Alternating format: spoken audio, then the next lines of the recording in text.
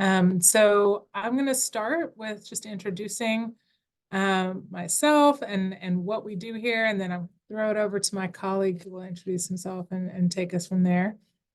So I'm Stacey Satchel. I'm Director of Graduate and Postdoc Academic Success in the Graduate School at Vanderbilt.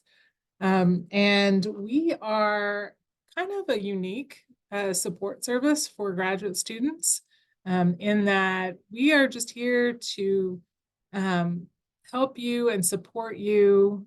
We support graduate students and postdocs. And we've been in this kind of work for the past 6 years. It came about because graduate students and postdocs really wanted someone who sat outside of their academic department to talk to about whatever might be keeping them from doing their best academic work. So we are someone to listen to what's going on and try to help you to figure out some strategies that might help you to move forward. We also know a lot about university policy, so we can get the answers that you may need to be successful, and just walking through anything that may be getting in your way, productivity, progress, those kind of things. We meet with people one-on-one, but we also do a lot of presentations, much like this, and others across campus. And so I've already introduced myself, so I'm going to turn it over to Nick to introduce himself and take it from there. Thanks so much, Stacey. Good morning, everyone. It is great to be with you. I'm Nick Heyer. I'm an Academic Success Coordinator within the Graduate and Postdoc Academic Success Office. I have been in this role since July of 2022, but I come with it with almost 15 years of experience in higher ed, and a partner that is currently in academia. And so I am well versed in all that goes along with this big decision that you've just made and the journey that you're about to embark on. Additionally, Stacey and I are both Gallup certified strengths coaches, and we'll talk a little bit more about what the strengths assessment is in a bit. And I'm also a Designing Your Life certified coach, which comes out of Stanford University, and really helps you to think about how you want to set up your graduate life experience. Stacey? And so as Stacey mentioned, whatever may be keeping you from doing your best academic work is what we are here to help you with. So progress and productivity, you would not be a productive individual if you hadn't been accepted into graduate school. But we realize that it's a different kind of progress and productivity. Different strategies are going to be more helpful for you as you embark on this next journey. And we are really helpful in helping you to think about what do the routines and structures look like, and what are some ways that you can tweak or change a variable in order to get more out of your day, more out of your week, more out of your life. Stacey mentioned university policies, and so particularly when it comes to the graduate school catalog, those are things that we can help you kind of sift through and figure out what's what. Goal setting. We've got a visual a little bit later that talks about the importance of setting small, tiny goals in order to achieve the large ones that we're thinking about. Strengths. And so if you've never taken the Clifton Strengths Assessment, you have the opportunity to do that through our office. It is the best test, retest, reliability, personality assessment out there. The reliability is at about 0.7 to 0.74, which is statistically significant. And so that really helps us to dive into what are the ways that you naturally approach work, people, and projects, and thinking about how can you use those natural talents in a way that sets you up for success.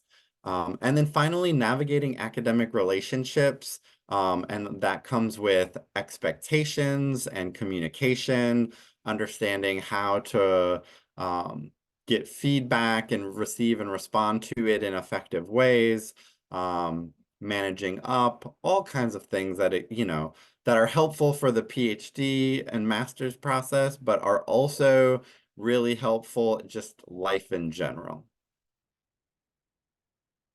And so I feel stuck is probably the 3 words that we hear most often from students when they walk through the door for a one-on-one consultation.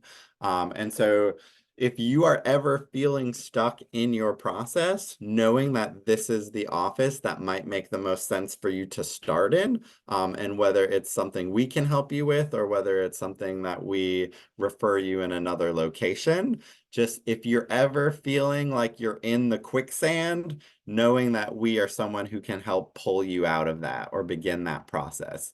And the other thing that I like to say about the quicksand analogy is we are happy to help you if you are neck deep in that quicksand, but also if you just have a leg in, the more proactive that you can be about things that you're starting to see as concerns or issues, I think the better in being able to get a grasp and a hold of them. But we will help you at any part of the process. So unmute, you think after all these years. So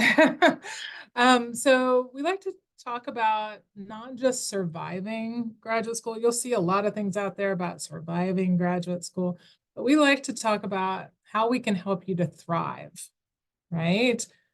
So if you're some things that kind of happen to a lot of people during graduate school or affect their progress and productivity are the things that you need to survive are like dealing with perfectionism and imposter syndrome. I would say that academia is rife with people that are struggling with perfectionism and imposter syndrome. And it can really affect the way that you move forward in your degree program. So by, introducing self-doubt and comparing yourself to everyone else, and so there's perfectionism, procrastination, so these kind of things can really get in your way of being successful.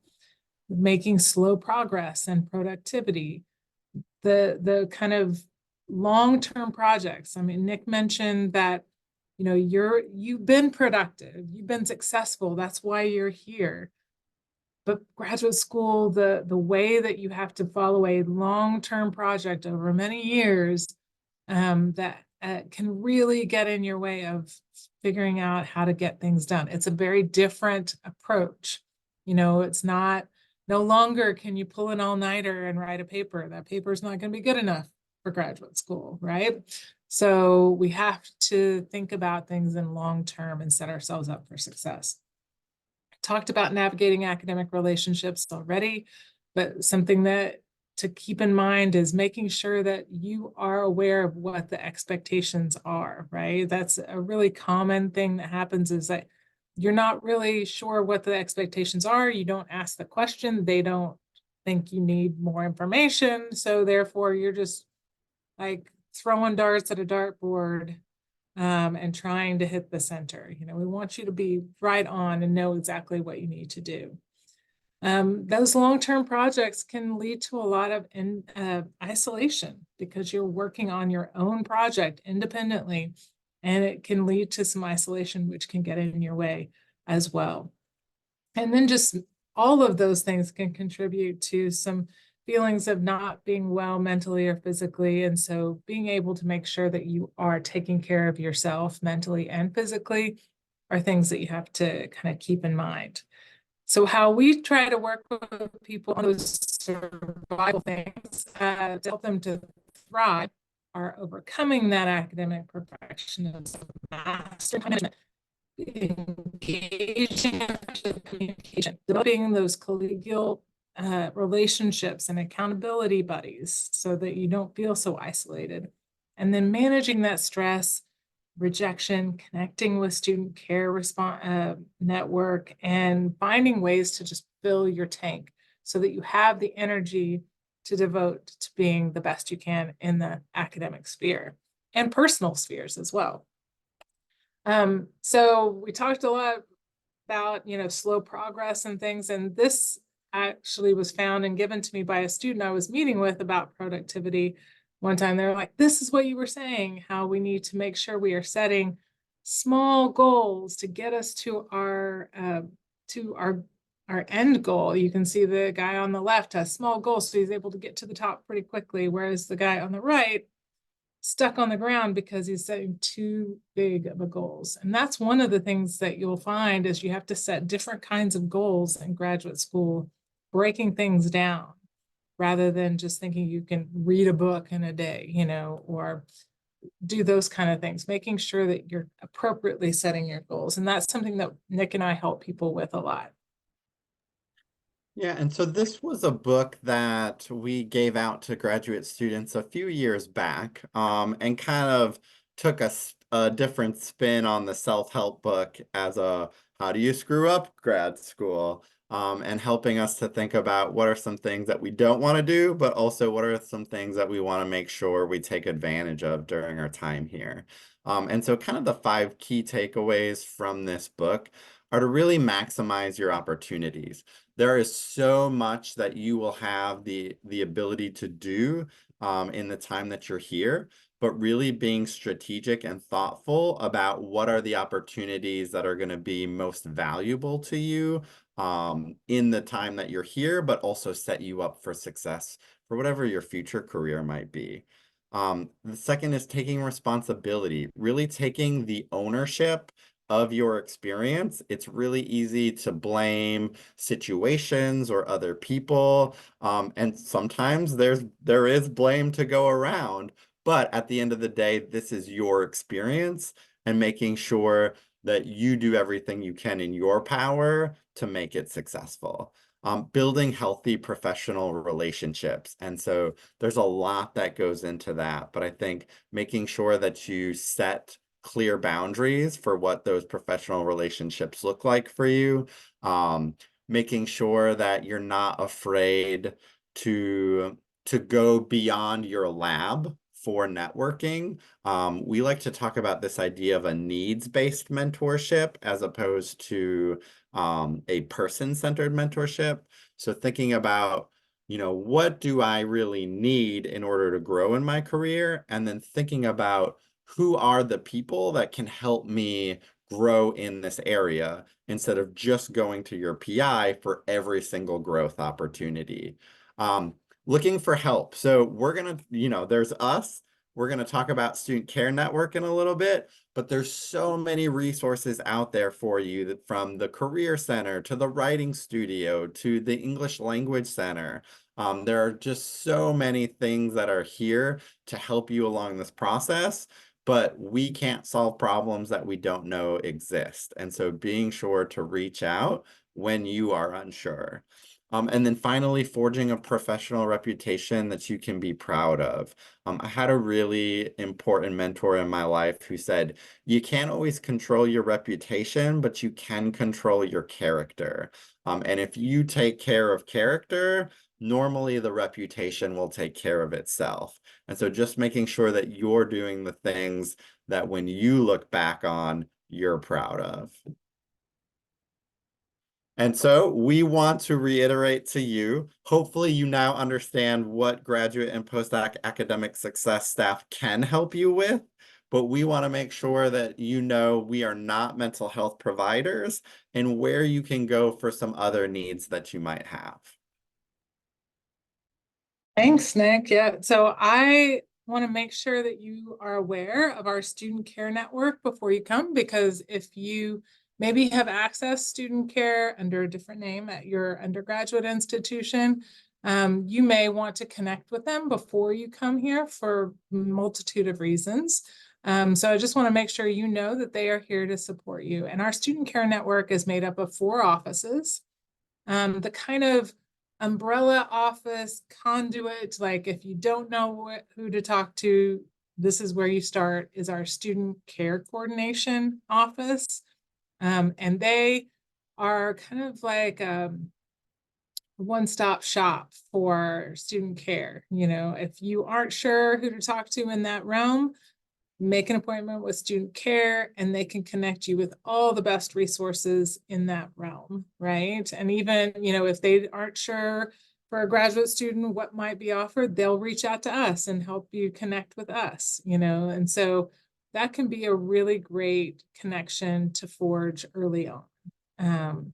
If the other kind of office that does a lot of does some similar things to us, but even more in the well-being realm, is the Center for Student Wellbeing. And a lot of graduate students don't realize that they have access to this wonderful resource. We have great colleagues over there who also do academic and well-being coaching. They also have someone who does financial well-being coaching. They have a meditation room. They have a study hall room. They also house our recovery services. So the recovery groups. So for anyone who is in recovery from alcohol or other drugs and wants to connect with recovery, they can do that there. So they're just a fabulous resource that you can take advantage of while you're here. And then we have our University Counseling Center. One important note is to make an appointment with our University Counseling Center. You do need to meet with someone in student care coordination first so that they can connect you and make sure you're getting connected with the right, provider there and have access to the right resources. So start with student care coordination and you can get an appointment with University Counseling Center. In addition to actual talk therapy, they have groups, which are fabulous, and a lot of identity groups, group therapy, and a lot of different activities. So please do check out their website for all of those different things. They have one of the things that I have talked to many students that have been involved in is the graduate and professional student processing group. And so that may be something to think about. We're talking about that isolation, and these are people that have the same experiences that you do. So it can be a really great way of connecting. And then we have our Student Health Center, which I'm sure you probably have experience with student health centers previously. It's much the same. Ours is run by our Vanderbilt University Medical Center. So they can make connections with you at the medical center if that's ever needed, but they are a standalone student health center.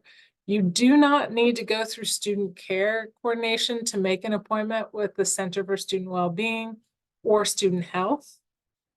So that's important to note. You can just go directly to those resources if you want to access those resources. The only one you have to talk with student care coordination first about is the University Counseling Center. And that's because we want to make sure you make the right connections there. Okay.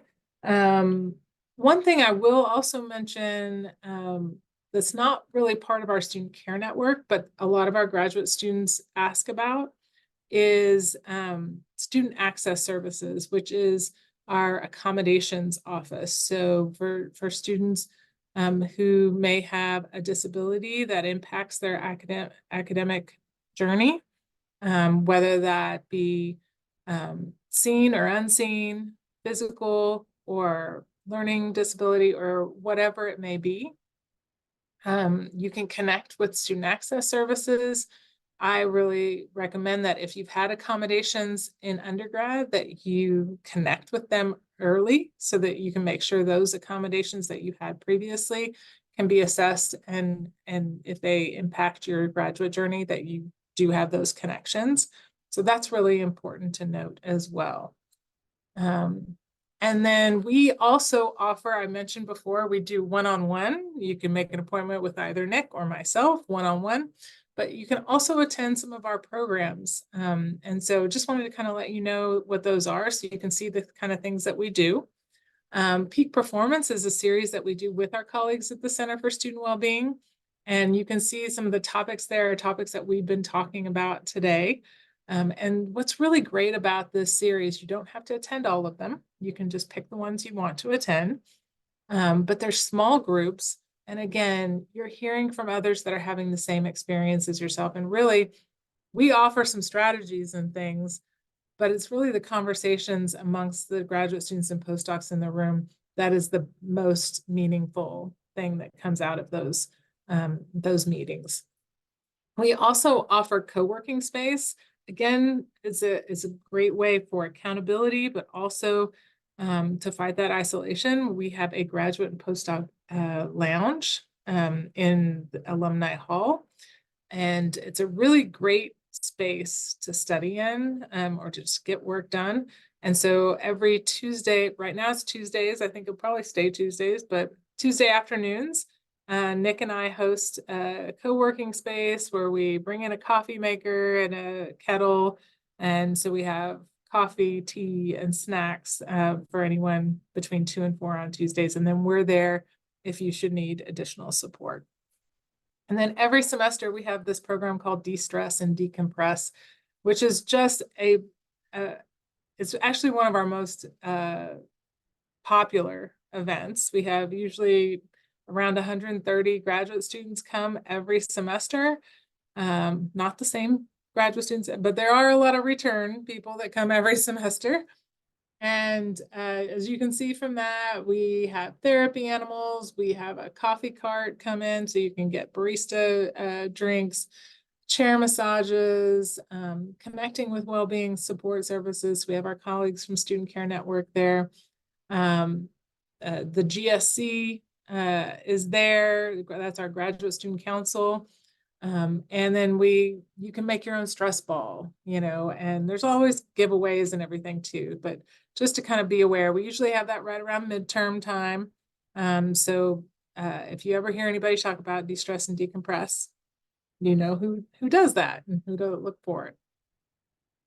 And then we have this Right On program, which Nick actually manages and oversees for us. And it is an opportunity to connect with a small writing group.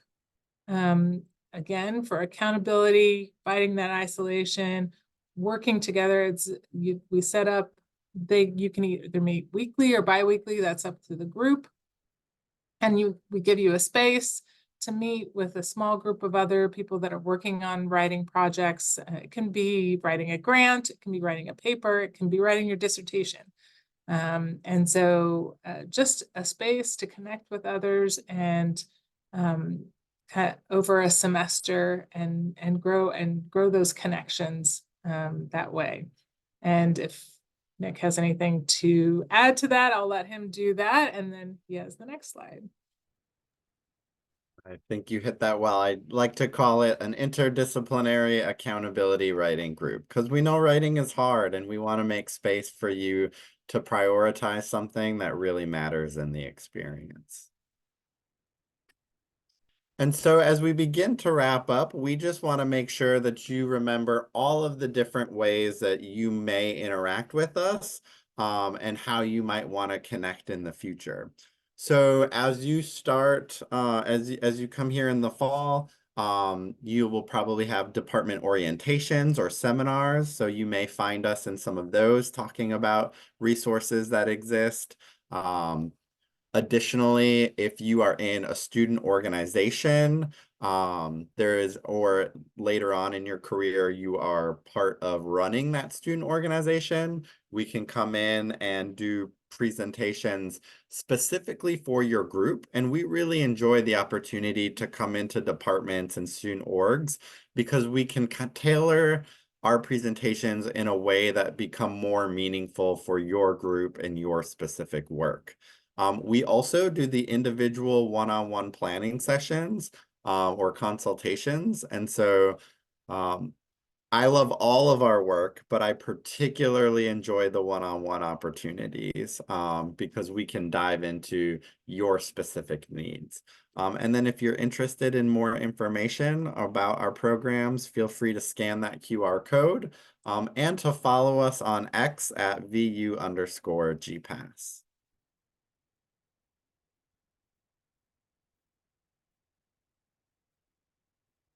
And a final reminder that we are so excited for you to come to Vanderbilt, be part of our community, and know that you belong here. Graduate school is a marathon. It is not a sprint. And those of us that have ever done long distance running know that the support from others, having the resources we need, all of that stuff is really, really important. And so knowing what that looks like for you as you build your graduate school career.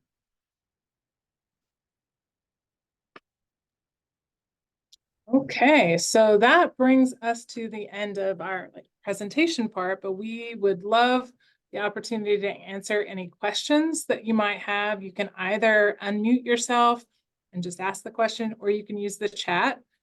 Thank you, Emma, for letting us know that our QR code was not working. So we're going to make sure and post the actual link to our website. We recently underwent a change in our website, and so that may have affected that.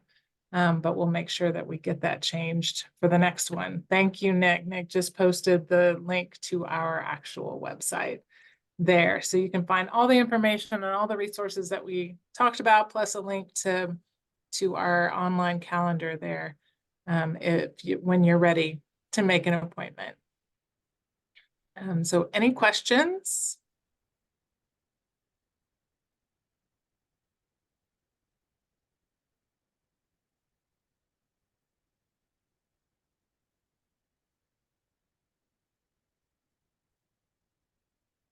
Recognize that people are using the chat, then it might take a little bit of time. So I'll just ignore the silence there. Also, Stacey, for the Q&A, do you think it's okay to let the recording end? So that if people don't want their questions recorded? Sure, we can do that. I'll end the recording here. If anyone that's watching the recording has questions or anything, you can certainly reach out to us, and we'll be happy to answer those.